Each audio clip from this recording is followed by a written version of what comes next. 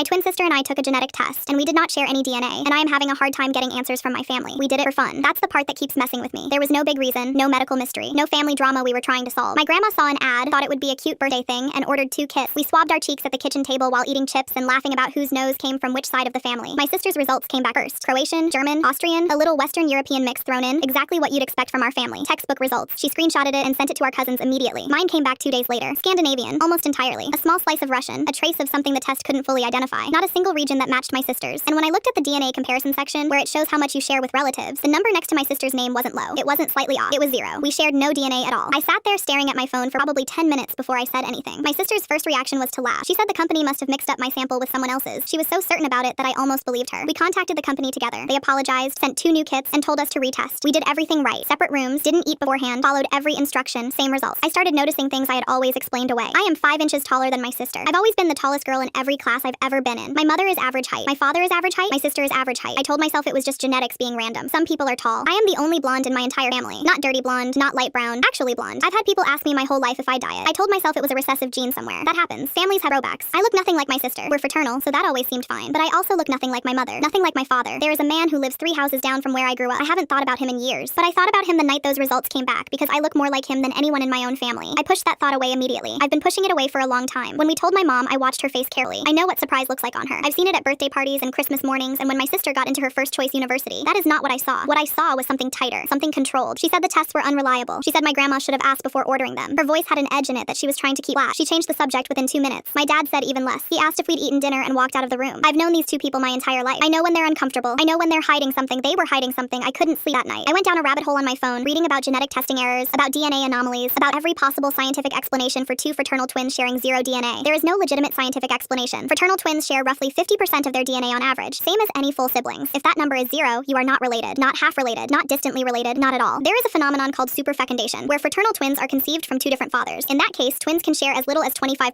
DNA, but they still share DNA because they still share one mother. 0 is not a superfecundation result. 0 means we don't share either parent. I called the hospital where my mom gave birth to my siblings. I told them I was trying to get records for insurance purposes. I gave them my birthday, my mom's name. She is in the system. There was a birth that day. 1 birth, a single baby, not twins, not 2. 1. I hung up and sat in my car in the parking lot of a grocery store for 45 minutes. My sister still thinks this is a mistake. She has decided it's a clerical error or a lab malfunction, and she is holding on to that with everything she has. I understand why. It's easier. It keeps her world intact, but I can't do that anymore because I called my grandma last night, the one who bought the tests in the first place. And when I told her what the hospital record said, she didn't tell me I was wrong. She didn't say that couldn't be right. She got very quiet. And then she said, some things are better left where they are. I asked her what that meant. She said she had to go and hung up. The people who know the truth are all making the same choice. They are choosing the secret over me. I don't know who gave birth to me. I don't know how I ended up in this family. I don't know if the birthday I've celebrated for 18 years is even real. And I am running out of people to ask.